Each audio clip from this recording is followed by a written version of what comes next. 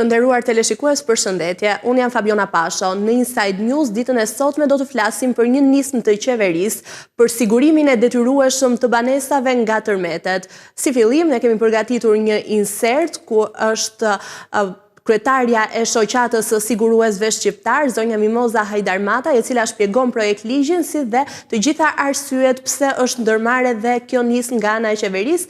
Ndjekim insertin dhe më pas do të kthehemi në studio me inxhinierin Markel Baballoku.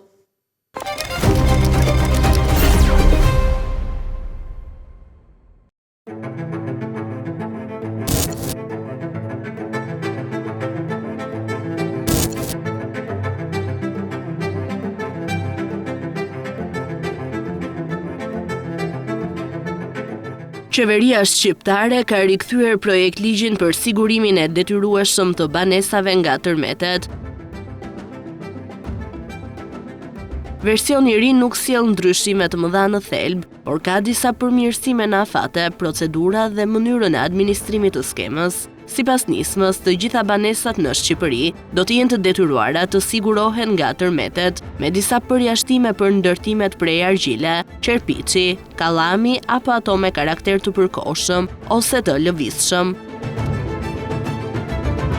Skema e sigurimit do të administrohet nga një ent i posaçëm me kapital shtetëror, i quajtur Fondi Kombëtar për Sigurimin e Detyrueshëm nga Tërmetet. Shuma e sigurimit do të përcaktohet me vendim të Këshillit të Ministrave, ndërsa primi i sigurimit që do të paguajnë pronarët e banesave do të caktohet nga fondi me miratimin e Ministrit të Linjës. Kryetarja e shoqatës së siguruesve, Mimoza Hajdarmataj, tregon detaje mbi ligjin dhe rolin që kjo shoqat ka pasur në konsultimin publik.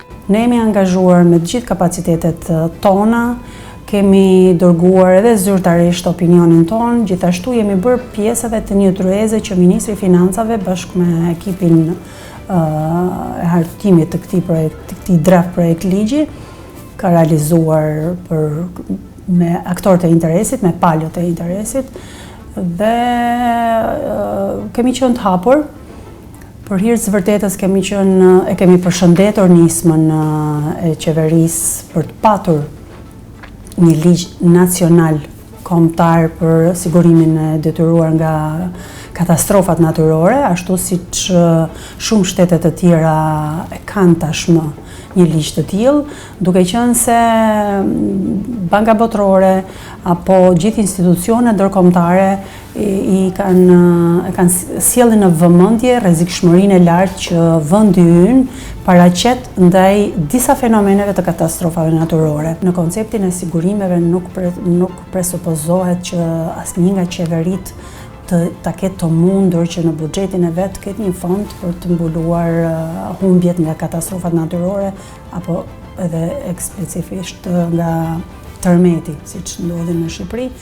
Akoma kemi familje të pa dëmshpërblyera, akoma kemi familje të pastrehuara, ndërkohë që duhet të sjell në vëmendje që tregu i sigurimeve ka treguar një qëndrueshmëri, një mirë kapitalizim, dhe rasti i tërmetit ishte rasti për të treguar që po t'i besosh dëmin, ngjarjen, t'ja transferosh një kompani e sigurimit, do jesh i dëmshpërblyer menjëherë sapo ajo të ndodhi.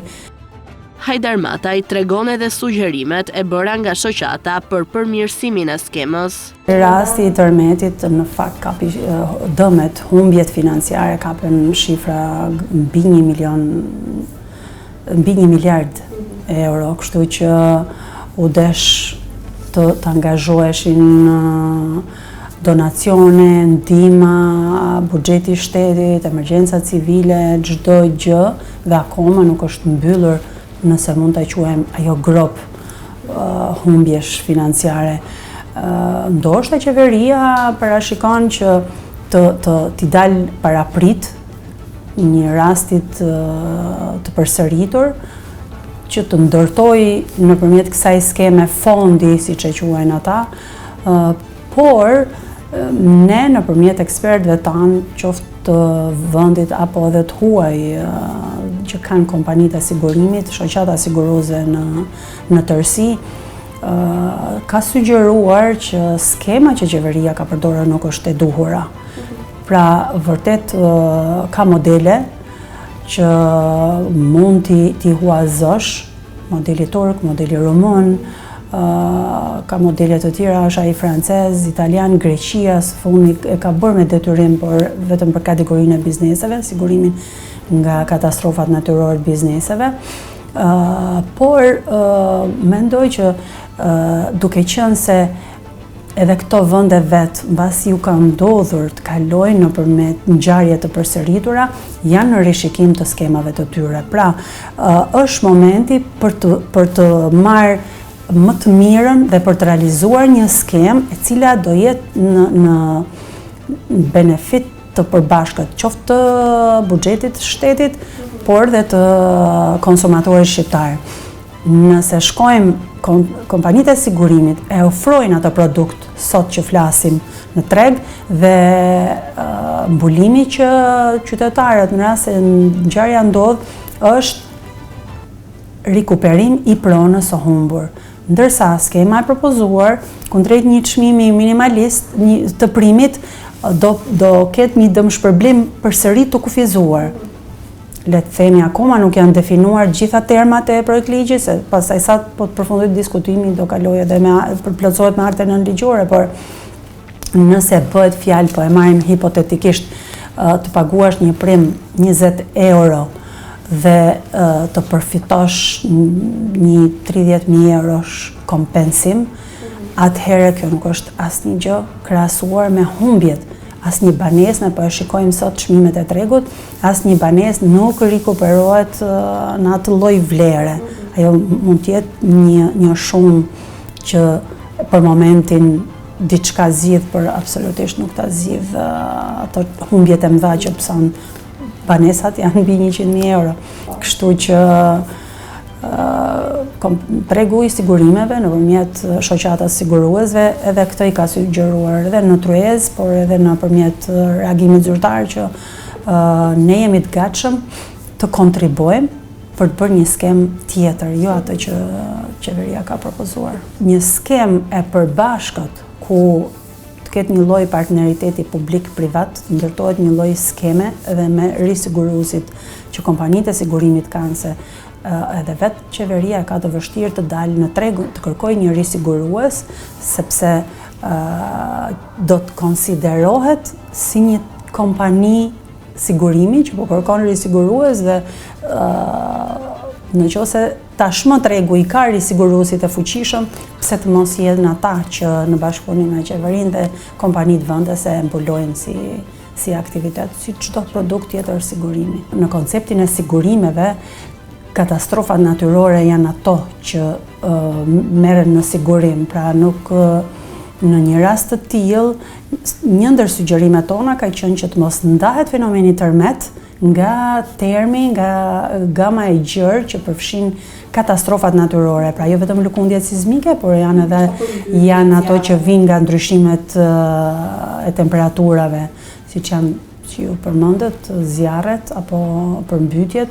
Ne kaluam një verë goxha të rëndë për sa i përket zjarreve, që kishte pasoja shumë të mëdha humbje ekonomike, por edhe rrezikshmëri tek banorët, tek pronat e tyre. Por, përse sigurimi vullnetar i pronës mbetet në nivele shumë të ulta? T'jem me sinqert, problemi që Shqipëria e ka mbartur dhe po e trashëgon dhe po e vazhdon është mungesa e kulturës së sigurimit. Kur them mungesa e kulturës së sigurimit, është kjo që krahasuar dhe me çdo vend, jo vetëm të Bashkimit Evropian, por edhe të Ballkanit Perëndimor, Shqipëria është në vend të fundit për sa i përket nivelit të ulët të shkallës penetrimit sigurimeve vullnetare.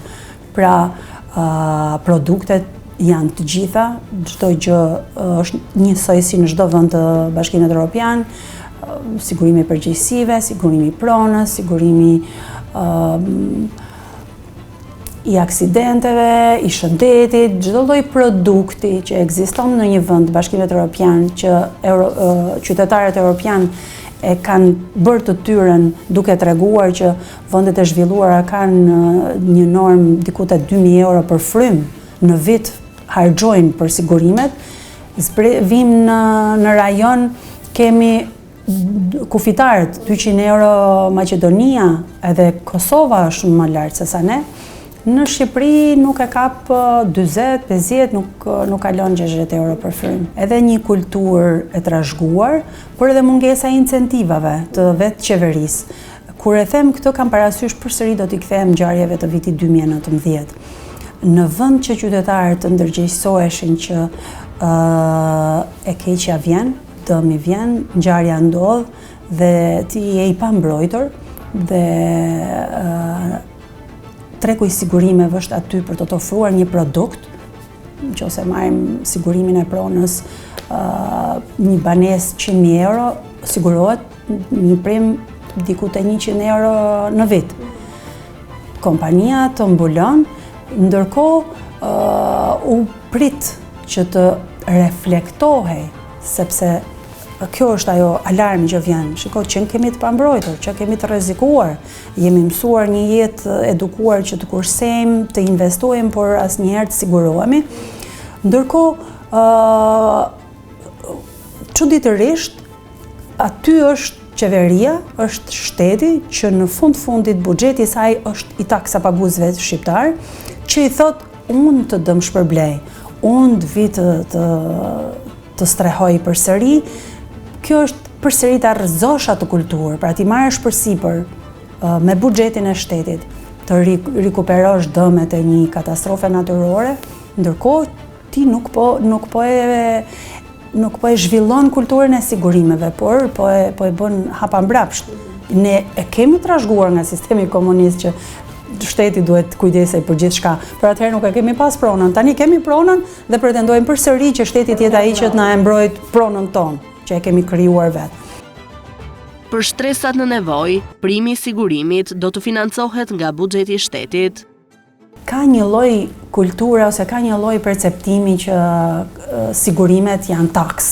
Sigurimi nuk është taks, sigurimi është dinjitet. Dhe në fundit është ajo çka i jep çdo qytetari që posedon një kontratë sigurimi, nuk e bën nevojqar ndaj shtetit.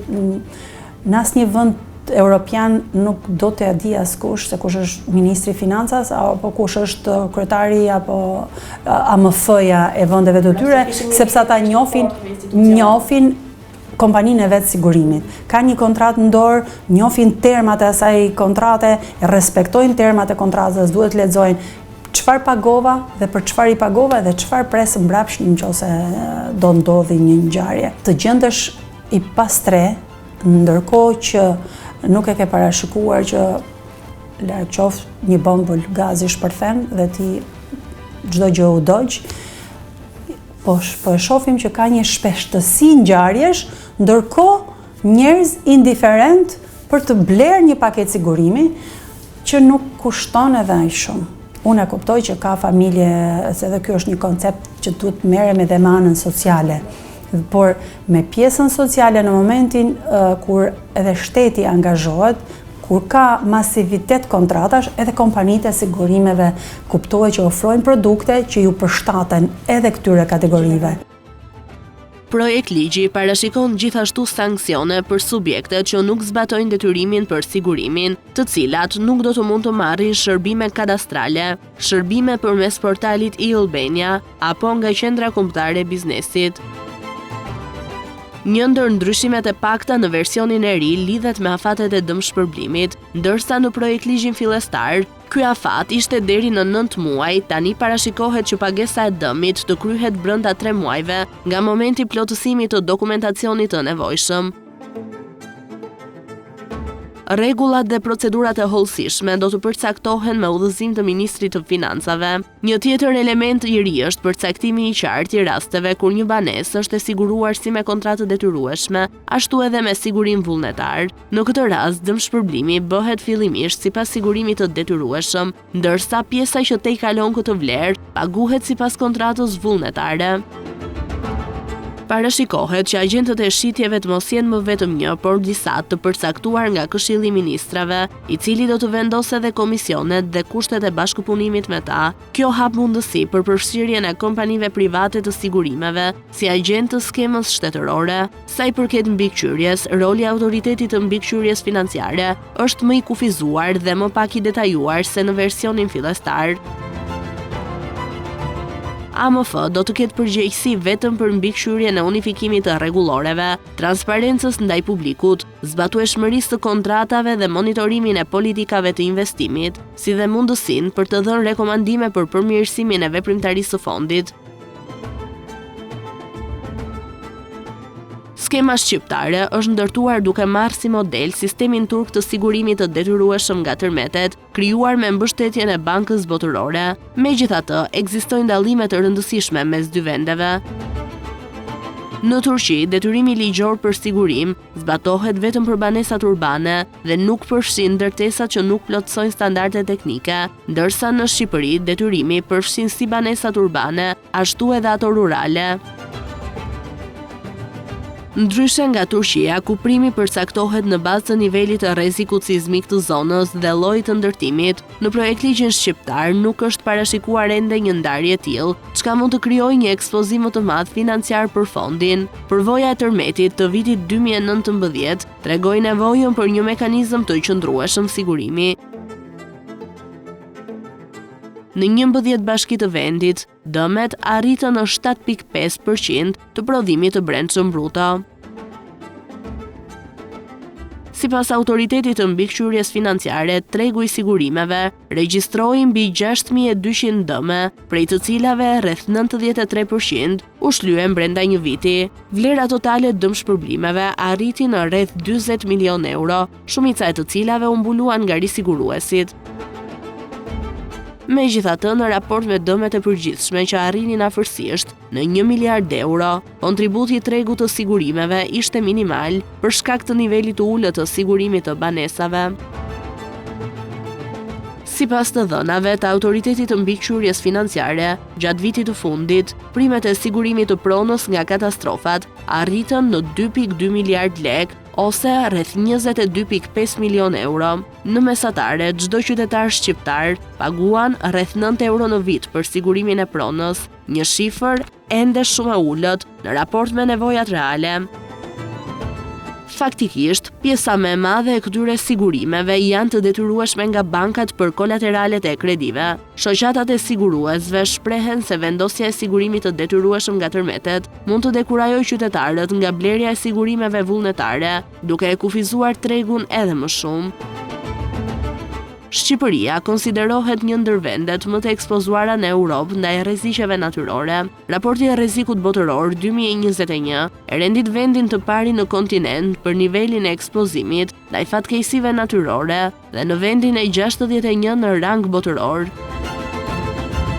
Sipas Bankës Botërore, humbjet e mundshme nga një fatkeqësi natyrore me periudhë kthimi 250 vjeçare vlerësohen në 2.1 miliard euro për tërmetet dhe 1.2 miliard euro për përmbytjet, që nga fillimi i viteve 1900 deri më sot, Shqipëria është goditur nga disa tërmete me magnitudë mbi 6 ball dhe është në hartën e kuqes sismike, çka tregon se nevoja për një skemë efektive sigurimi nga katastrofat nuk është vetëm çështje ligjore, por një domosdoshmëri për sigurinë ekonomike dhe sociale të vendit. Megjithatë, nuk duhet lënë pas edhe fakti se Shqipëria është goditur edhe nga katastrofa të tjera natyrore, si përmbytjet apo zjarret, për të cilat ekspertët thonë se duhet të përfshihen në ligj.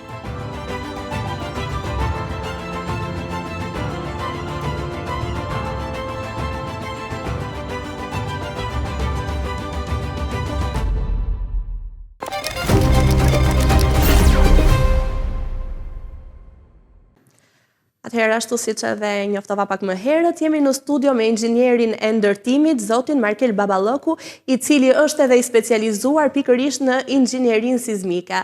Zoti Baballëku, përshëndetje. Kënaqësi t'ju kem ditën e sotme në studio. Faleminderit ftesë.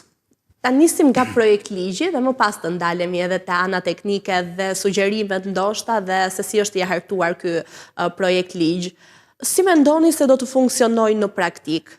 Pra ne kemi rastin e 2019-s, një fatkeqësi që një dukuri natyrore e cila ka krijuar edhe një grop shumë të madhe, ku përpos qindra jetëve të humbura kemi pasur edhe problematika të mëdha me banesat, procesi i rindërtimit ka zgjatur gjatë, ende nuk është finalizuar plotësisht dhe duket se tashmë është nevoja, qeveria ka parë të arsyeshme të ndërtojë një projekt ligj të tillë për të detyruar qytetarët të paguajnë një prim sigurimi në rast fatkeqësish. Më lejo të them që në radhë të parë nisma mund të konsiderohet si pozitive, por se si ajo realisht do të funksionoj, kërkohet edhe të shifet në një aspekt, sepse në një farë mënyrë ka përvoja pozitive dhe përvoja jo fort korekte, por ajo që mua më duhet të them në këtë rast është që duke lexuar me kujdes qoftë ligjin, qoftë relacionin shpjegues, kam përshtypjen që do të duhet të merren parasysh edhe ndryshimet ose dinamika e fakteve dhe ndodhive të kësaj periudhe, pasi me sa kam unë kujtes, ky është një projekt ligj që i përket përpara tërmetit të 2019-s dhe mundet të jenë ndryshime, nuk është se i kam parë me kujdes, por besoj që në një farë mënyrë nga relacioni shpjegues bën disa referenca në 2014 dhe disa numra të cilat duhet të kthehen në vëmendje edhe pas ngjarjes së 2019-s apo tërmeteve të dy, sepse kemi qoftë shtatorin dhe nëntorin, por edhe nismave dhe dokumenteve të hartuara gjatë kësaj periudhe, qoftë për njohjen e riskut sismik dhe vlerësimin e tij, ashtu edhe për strategjinë për zvogëlimin e tij, 2 VKM të miratuara në 2023. Ka pasur një nismë të tillë në fakt edhe në 2023-shin është tentuar, është lënë pezull dhe ka rifilluar. Ndryshimet nuk është se janë thelbësore nga ai projekt ligji nisur nga Autoriteti i Mbikëqyrjes Financiare në vitin 2023, tashmë është marrë në dorë të Ministrisë së Financave kjo nismë, ndërkohë që ka sigurisht që ka disa ndryshime, por nuk ndryshojnë strukturën pra të atje. Ligji parashikon që sigurimi mbulon vetëm dëmet materiale, por jo dëmtimet strukturore apo sendet brenda banesës. Pra sa i drejtë është kjo ndarje sipas jush? Për mendimin tim edhe diçka në lidhje me pikën e mëparshme, për të thënë që në parim ligji apo fondi që krijohet ka natyrë, si thua, përgjegjës në trajtjen e përgjigjes, si përgjigje të ngjarjes. Por në thelb, si fond, duke u përpjekur të marrë masa në kohë qetësie apo në kohë begatie, është një vlerë e shtuar dhe në pikpamje të parandalimit, le të themi.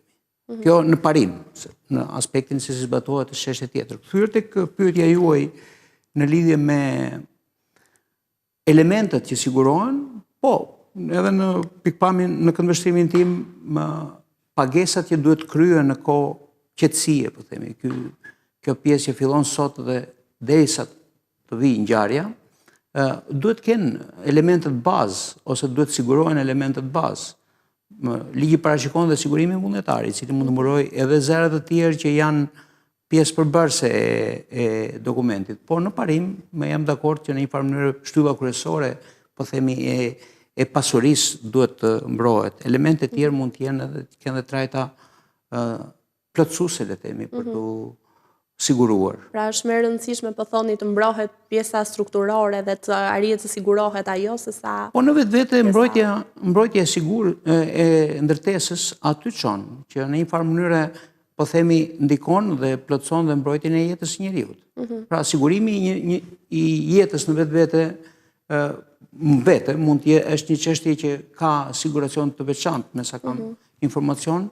Por në këtë pikpamje njerë që ju sigurohet ndërtesa dhe priret ky sigurim të çojë në masa që se si ajo do të përmirësohet dhe gjatë kohës qetësisë.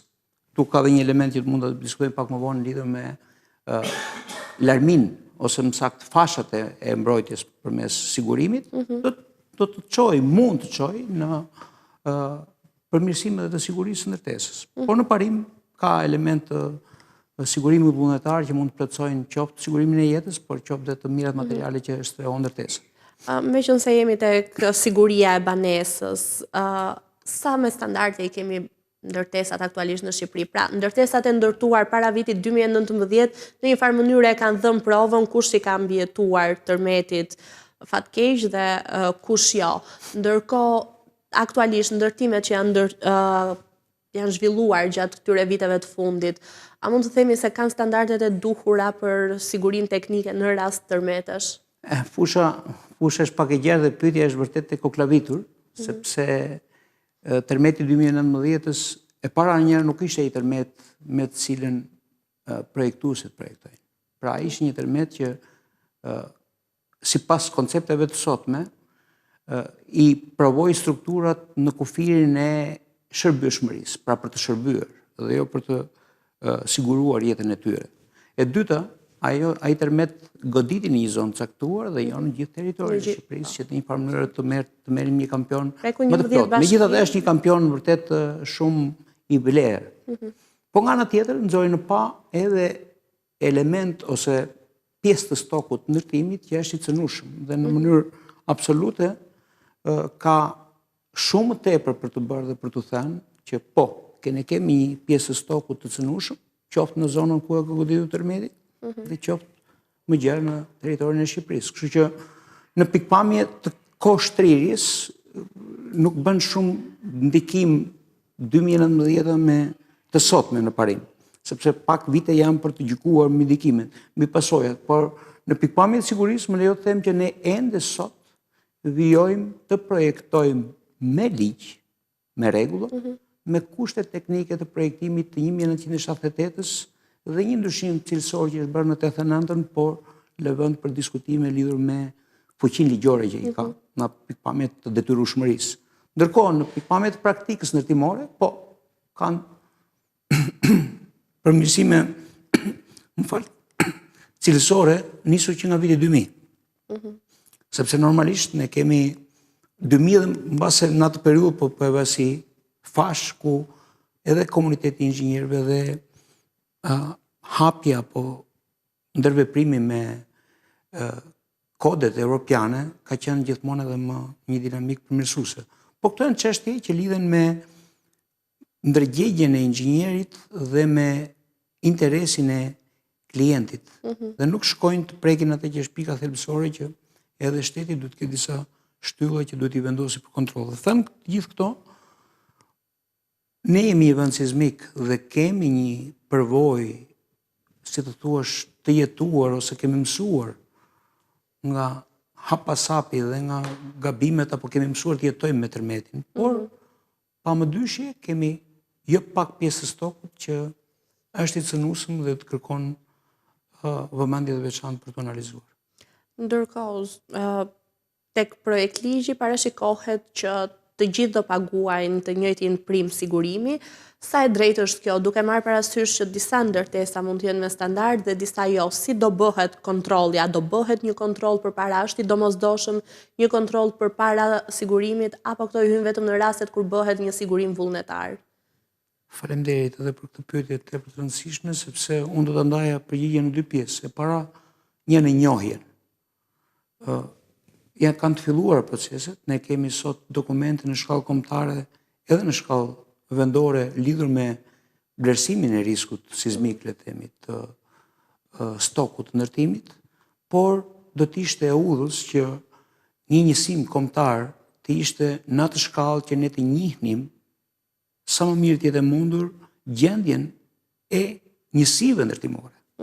Dhe jo në nivel, po themi, lagje, njësi administrative apo dhe bashkiake, sepse në një farë mënyrë shkuarja tek njohja e secilës njësi do të prodhonte pastaj edhe një informacion që do të ishte tepër i dobishëm për pikën e dytë që pra një regjistër i mirë menduar dhe me elementet e duhur të stokut të ndërtesave në pikpamje të sigurisë sismike vlerësohet në çdo rast i domosdoshëm, që do të përditësohet me elemente tjera. Nisur te pika të pyetja e dytë, po, unë kam bindjen që një diferencim primi do të ishte i domosdoshëm, sepse do të prodhonte dy gjëra. Ndërtesat që projektohen dhe ndërtohen sot mund të kenë një siguri sismike më të lartë se ato që janë ndërtuar, le të themi, midis një fashe kohore 70-2000, vitet 1970-2000, apo dhe më herët. E përpasoj, vënia e një ndërtese, qëllimi është që ti do të paguash për atë që mundet si risk, ose e mundshme që mund të visi pasoj nesër, të kemi mundësi për ta zëvendësuar ose për ta plotësuar, por në qoftë se një ndërtesë ka risku më të ulët se një ndërtesë tjetër, atëherë në këtë rast personi që e ka atë ndërtesë ka bërë pagesat e veta për atë punë, sepse ka investuar në një siguri më të shtuar që në fillim. Dhe po, në pikpamje të vlerësimit mund të jetë një fushat që mund të bëhet, por nuk është një punë e lehtë, sepse do kërkonte relativisht një punë impenjative, por është në kushtet tona është e detyrueshme që duhet bëhet dhe po përfundimisht duhet përdorur unë mendoj të paktën e vlerësoj si duhet përdorur një prim i diferencuar. Si duhet bërë? Pra duhet prania, absolutisht duhet prania e inxhinierëve për të vlerësuar edhe ndërtesën, duhet ketë një bashkëpunim midis palëve? Pa më dyshje, të vetmit që në një farë mënyrë e kanë më të plotë të kërkon disa aktorë, me thënë drejtën, sepse në një farë mënyrë do duhet njifet qoftë rreziku, qoftë element që lidhen me koston, por në plan të parë mbetet ai që di që vlerëson në pikpamje të hapësisë mbajtëse sismike strukturën. Dhe bashkëndime do t'jenë, janë të përmendura edhe në projekt ligj, po mbase do t'jenë dokumentat tjera dhe që do t'i shtojnë më tej, por bashkëpunimi midis institucioneve, unë do thosha në pikpamje publike, midis institucioneve akademike, Agjencisë Kombëtare të Mbrojtjes Civile dhe elementë të tjerë ose institucionet të tjera, Institutit të Ministrisë së Infrastrukturës dhe Transporte edhe Energjisë, që drejt për drejt ka dhe një ndër institucionet që ka qenë tërkohës në ngjarjen sismike, Institutit në ndërtimit, do të gjetur një lloj formule për aktorët që kanë informacione dhe sot përvojë të kthehen, se tu është për të dhënë kontributin e tyre në këto vlerësime që janë të domosdoshme, por ato janë pjesë dhe të vlerësimit të riskut në shkallë më të ulta, jo kombëtare, për dokumentet e cilave janë sot miratuar në shkallë kombëtare. Ndërkohë, nisur edhe nga eksperienca juaj, cilat janë mangësitë më të zakonshme që kanë ndërtimet, veçanërisht ndoshta ato para viteve 2000?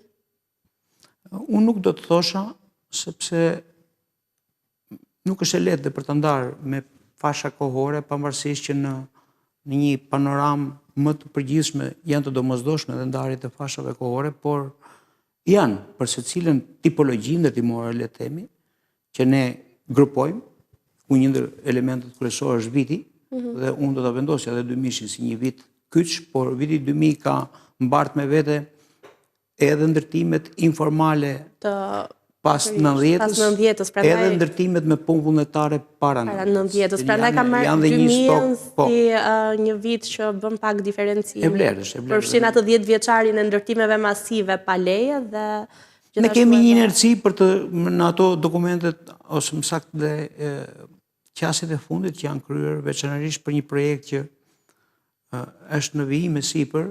Ne po shohim më tepër dhe vitin 2010, për të dhënë një lloj inercie që ato ndërtime informale kanë pasur një inerci zhvillimi dhe pak më tej.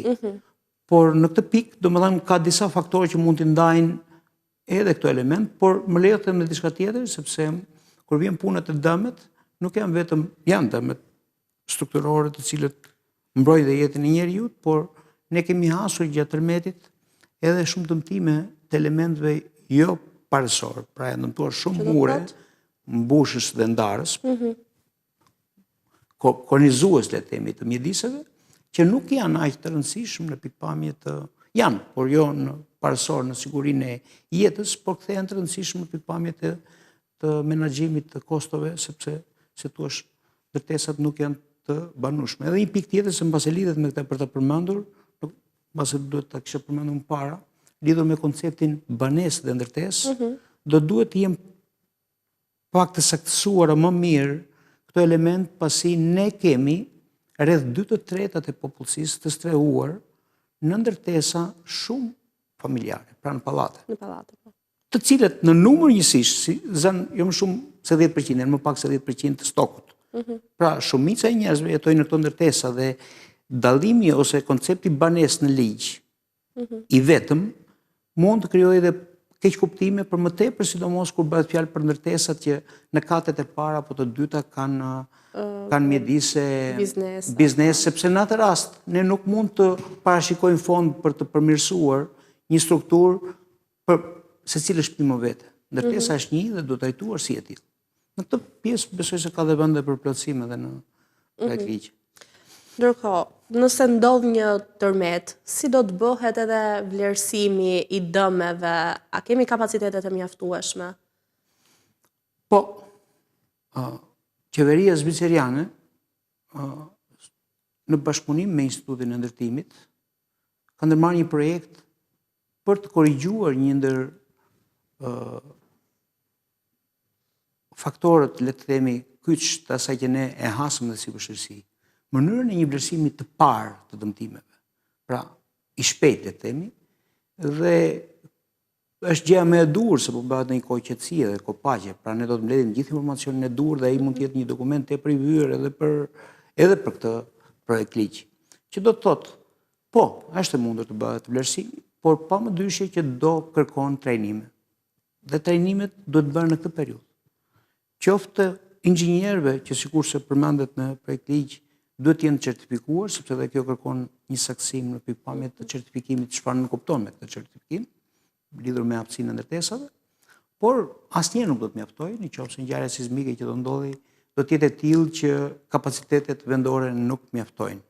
Pra, kapacitetet vendore flas për inxhinierët që gjenden në Shqipëri.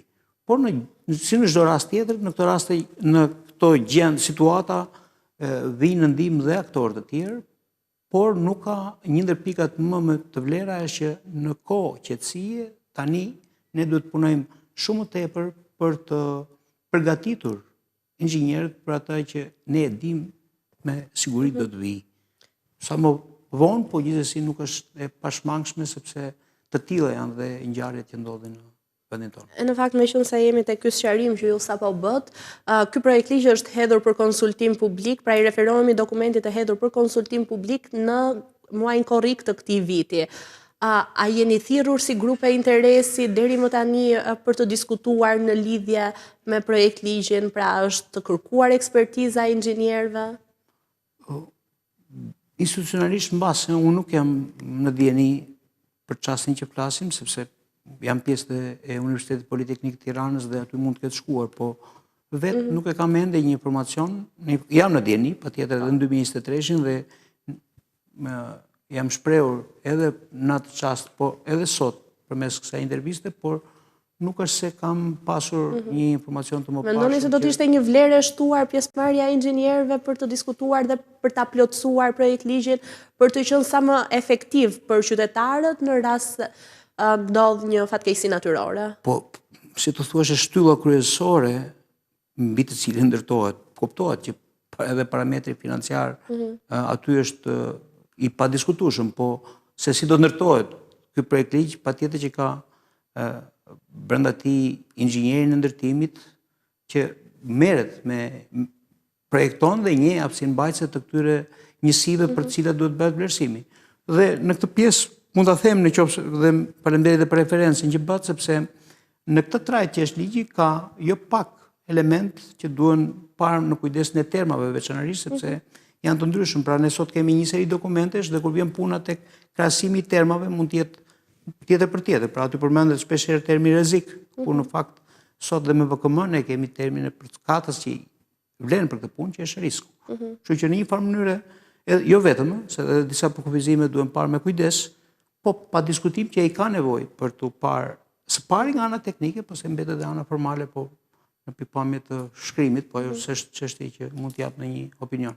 Ndërkohë, parashikohet edhe krijimi një shoqërie shtetërore, fondi për tërmetet.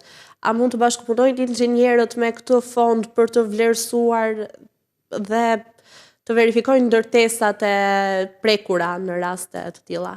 Në këto raste bashkëpunimi është domosdoshmëri. Jo vetëm që në pikpamje vullnetare, por në ato çaste, sikurse ne përjetuam dhe e kaluam, të gjithë veprojnë si një trup i vetë. Meraku im është në atë pjesë që është shkruar aty që do t'i zgjidhë fondi inxhinierët, kjo kërkon pak për mendimin tim trajtim të mëtejshëm, sepse mundet edhe kjo, po në një farë mënyrë është në kamp, në ato çaste duhet të jetë kamp shteti, dhe ka shumë organizma që bëjnë të mundur përgjigjen në kohë sa më reale dhe bashkëndimi edhe i artuesve të këtij dokumenti me institucionet e tjera që kanë një njohuri për kacën e fushë, le të themi, qoftë Agjencia Kombëtare e Mbrojtjes Civile, qoftë Universiteti Politeknik i Tiranës apo universitetet të tjera që kanë njohuri të plota mbi riskun sismik, jo publike, duhet të jetë, pse thua, i domosdoshëm për të marrë disa vlera të shtuara dhe mos të prodhojë nesër rishikimet të një pasnjëshme që mund ta anashkalohen.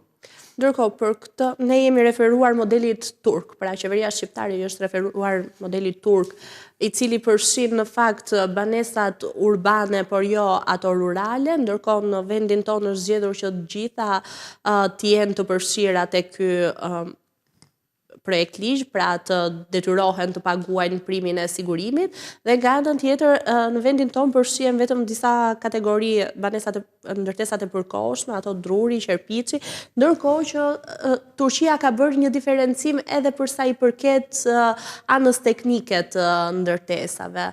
A duhej bërë edhe në vendin tonë pra të merrej pak më në anën teknike modelit turk? Me thënë drejtën, modelet janë të ndryshme dhe në botë ka disa, një pjesë janë dhe vullnetarë tërësisht. Unë e pash të relacionin dhe sikur se përmenda i referohet një periudhë pak më të shkuar, madje përmend dhe një performancë të mirë në rastin e Turqisë. Nuk e kam informacionin për atë, duhet të certifikoj, por di që pasojat e tërmetit të 2023-shit në Turqi kanë qenë realisht kuptohet dhe shkalla e tij ka qenë e tillë, po një modeli vetëm mendoj që nuk mjafton. Ne kemi një element që duhet ta lidhim së pari.